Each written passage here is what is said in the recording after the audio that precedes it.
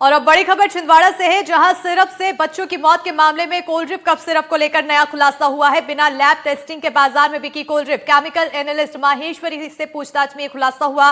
माहेश्वरी से एसआईटी ने पूछताछ कर जुटाए अहम तथ्य। तो श्री सन कंपनी के केमिकल एनालिस्ट थी माहेश्वरी। कंपनी में लैब टेस्टिंग में कोई बेहतर सुविधा नहीं थी। इस मानक सिरप की सप्लाई 4 राज्यों मध्य प्रदेश, पुडुचेरी, तमिलनाडु और उड़ीसा में की गई थी। कंपनी की केमिकल एनालिस्ट के माहेश्वरी को जेल भेजा जा चुका है और एसआईटी मालिक रंगनाथ से पूछताछ कर रही है। इसके साथ ही बात की भी जांच की जा रही है कि ड्रग डिपार्टमेंट ने इतने समय तक इस फैक्ट्री की नियमित जांच क्यों नहीं की।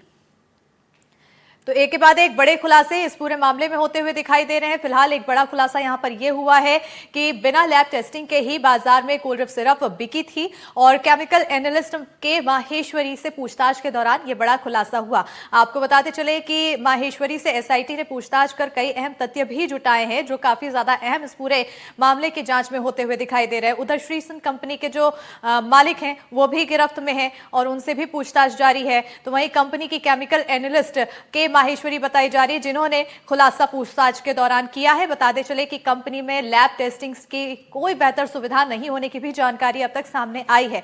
इसके अलावा यह भी बताया जा रहा है कि इस अमानक सिरप की सप्लाई 4 राज्यों में हुई, जिसमें से मध्य प्रदेश, पुडुचेरी, तमिलनाडु और ओडिशा, ये चारों राज्य शामिल हैं। कंपनी की केमिकल एनालिस्ट के माहेश्वरी को जेल भेजा जा चुका है और एसआईटी जो कंपनी के मालिक है रंगनाथन, उससे पूछताछ लगातार कर रही है। साथ ही इस बात की भी जांच जारी है कि ड्रग डिपार्टमेंट ने इतने समय तक इस फैक्ट्री की नियमित जांच क्यों नहीं की। ज्यादा जानकारी के साथ हमारे सहयोगी शाश्वत शर्मा फोन लाइन पर जुड़ चुके हैं। शाश्वत, एक के बाद एक नए खुलासे हो रहे हैं और अब फिलहाल यहाँ पर एक और बड़ा खुलासा हुआ है और उसको लेकर और क्या कुछ जानकारी सामने आ रही है?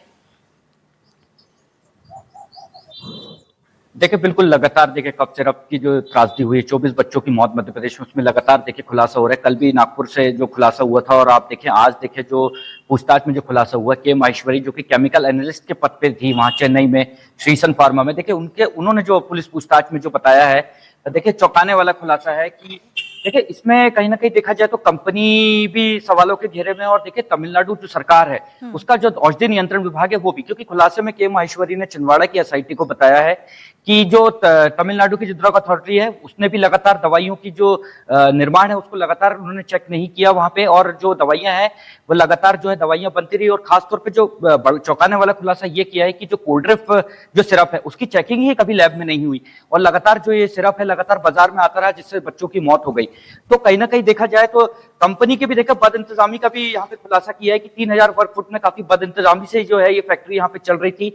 इसकी लगातार मॉनिटरिंग जो कि औषधि नियंत्रण विभाग तमिलनाडु को करनी थी वह भी इस दायरे में तमिलनाडु के अफसरों ने यहाँ पे नहीं की। तो कहीं ना कहीं देखा जाए तो ये एक गंभीर आपराधिक लापरवाही जो है, जो फिलहाल जो के माहेश्वरी है जिससे 3 दिन की रिमांड पे एसआईटी ने तमिलनाडु से गिरफ्तार किया था, फिलहाल उनकी रिमांड यहाँ पे खत्म हो गई है और जो के माहेश्वरी से पूछताछ लगभग खत्म हो चुकी है और उन्हें जेल भेज दिया गया है। लेकिन जो रंगनाथन जो कि मुख्य आरोपी है, जो कि फैक्ट्री और कंपनी का मालिक है, इनकी जो रिमांड है वो 20 तारीख तक यहाँ पे है और 20 तारीख के बाद 21 तारीख को न्यायालय में रंगनाथन को जो पुलिस से जानकारी मिल रही है कि पेश किया जाएगा और भी अन्य तथ्यों पे पूछताछ होना बाकी है। तो जो पुलिस जो है, जो पुलिस के सूत्रों के अनुसार जो पता चल रहा है कि इनकी रिमांड जो है कोर्ट से बढ़वाई जाएगी, लगभग 4 से 5 दिन की रिमांड और यहाँ पे ली जाएगी। देखिए एसआईटी की 2 टीम जो है तमिलनाडु में लगातार जांच कर रही थी, जो कि इनके इनपुट पे तमिलनाडु की जो दूसरी टीम थी जो रंगनाथन के बताए इनपुट पे के माहेश्वरी जो कि केमिकल एनालिस्ट जिनके जिम्मे था कि दवाइयों की जो जांच है लैब टेस्टिंग से कराई जाए। देखिए पुलिस ने लगातार जो है के माहेश्वरी को शुरू से रडार में रखा हुआ था। के माहेश्वरी से आवश्यक दस्तावेज भी मांगे गए थे, जिसमें जो दवा टेस्टिंग के जो कागजात है वह यह नहीं दे पाई, जिसके बिहाफ पे इनको गिरफ्तार यहाँ पे किया गया। और जो अब जो चौंकाने वाले जो खुलासे हो रहे हैं कि जो कंपनी की जो बदइंतजामी है, जिससे लगातार जो दवाइयां बनती थी उनपे ना कोई औषधि नियंत्रण विभाग की रेगुलेटरी विभाग जो है लगातार चेक मॉनिटर कर रही थी, और कोल्ड ड्रिप सिरप है इसकी तो लैब टेस्टिंग ही नहीं हुई, जो कि डायरेक्ट बाजार में बच्चों तक जहां पे पहुंची, जिसके कारण 24 बच्चों की मौत हुई। बिल्कुल शाश्वत, क्योंकि यहाँ पर खुलासे तो अभी जो केमिकल एनालिस्ट है उनकी तरफ से किया गया है, रंगनाथन से भी पूछताछ लगातार जारी है। रंगनाथन शुरुआत में जब पूछताछ की गई तो सीधे तौर पर कहा कि मेरी इसमें कोई भी गलती नहीं है। क्या अब किसी तरह का कोई अहम जानकारी दी हो, कोई बड़ा खुलासा किया गया हो या फिर सहयोग करता हुआ दिखाई दे रहा है पूछताछ में? देखिए, जो पुलिस से हमारी फिलहाल जो आज सुबह मेरी बातचीत हुई है कि रंगनाथन शुरू में तो देखे क्योंकि बीमारी ब्लड प्रेशर और शुगर का पेशेंट है, लेकिन जब पुलिस ने थोड़ा सा फोर्स किया तो कहीं ना कहीं आप देखे सहयोग है। देखिए, मैं आपको बता दूं कि जो कल है के माहेश्वरी और रंगनाथन दोनों को आमने सामने बिठाल के जो पूछताछ हुई है, इन दोनों के आमने सामने पूछताछ में जो बातें सामने आई, जिसका खुलासा अब जो है अब सामने आ रहा है, जो बातें सामने आ रही कि दोनों को आमने सामने बिठाल के पूछताछ। फिलहाल जो रंगनाथन की तरफ से, जो पुलिस की तरफ से कहा जा रहा है कि लगातार सहयोग अब पुलिस की तरफ से रंगनाथन जो है कर रहा है। शुरू में पुलिस को दिक्कत हुई थी जब चेन्नई से लेके आने, क्योंकि देखिए इसमें भाषा का भी एक, अस्मिता मैं आपको बताऊं कि लैंग्वेज का भी एक बहुत बड़ा बैरियर है कि जो रंगनाथन है वह हिंदी जो भाषा है वह इतनी अच्छी तरीके से नहीं जानता, खासतौर पे इंग्लिश में ही कम्युनिकेशन यहाँ पे हो रहा है। तो लगातार देखिए लैंग्वेज भी जो पूछताछ है उसमें बैरियर में क्वेश्चन बना, हालांकि पुलिस ने उसको अब सॉर्ट आउट कर लिया है। अब लगातार जो है पूछताछ जारी है। देखिए इसमें खासतौर पे अभी जो तमिलनाडु में जो दवा टेस्टिंग लैब है, मटेरियल कहां से खरीदा जाता था, कंपनी के दस्तावेज, इस तथ्य पे, इस एंगल पे पुलिस जो है जांच कर रही थी। अब पुलिस जो है रंगनाथन को जो है, जो दवाइयां कंपनी है, जो डॉक्टर है, लगातार जो इनकी कंपनियों से क्या साठगांठ है, पुलिस अब इस एंगल पे जो है आगे बढ़ रही है। हालांकि पुलिस ने इस मामले में अभी कुछ नहीं बताया। जो मेरी सुबह बातचीत हो रही थी एसपी अजय जा रही है और इसी पूछताछ में रोज नए नए बड़े खुलासे हो रहे हैं। आने वाले समय में देखना होगा कि ये कार्रवाई आखिर और कहां तक पहुंचती है और आखिर सजा क्या असल गुनहगार को मिल पाती है। बहरहाल बहुत शुक्रिया शाश्वत तमाम जानकारी देने के लिए। तो एमपी में जहरीले कफ सिरप से हुई 24 बच्चों की मौत के मामले में अब बड़ा खुलासा हुआ है। एनडीटीवी के हाथ एक चिट्ठी लगी है जो नागपुर के एक अस्पताल के सीनियर डॉक्टर ने छिंदवाड़ा के स्वास्थ्य विभाग को लिखी थी। इस चिट्ठी में लगातार हो रही बच्चों की मौत के बारे में जिक्र करते हुए मामले को लेकर छिंदवाड़ा प्रशासन को चेताया गया था, लेकिन उस पर कितनी कार्रवाई हुई वो आप जानते हैं, इस रिपोर्ट में देखिए।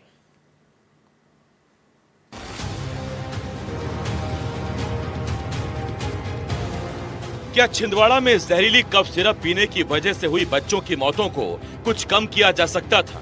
क्या इस मामले में चेतावनी दिए जाने के बाद भी जानबूझकर लापरवाही बरती गई? ये ऐसे सवाल हैं जो इस मामले में हुए नए खुलासे के बाद उठ रहे हैं।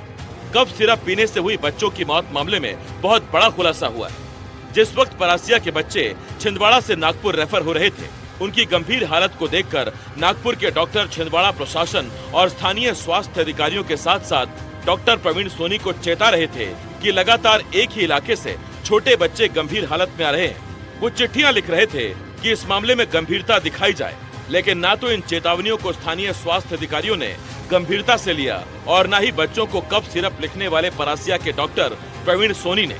एनडीटीवी के पास वो चिट्ठी है जो नागपुर के डॉक्टर योगेश थेम्बिकर ने जिला स्वास्थ्य अधिकारी छिंदवाड़ा को लिखी थी। जरा इस चिट्ठी को गौर से देखिए। न्यू हेल्थ सिटी हॉस्पिटल की तरफ से भेजी गई इस चिट्ठी में क्या लिखा है आपको दिखाते हैं। हम न्यू हेल्थ सिटी अस्पताल के पीडियाट्रिक कंसल्टेंट हैं।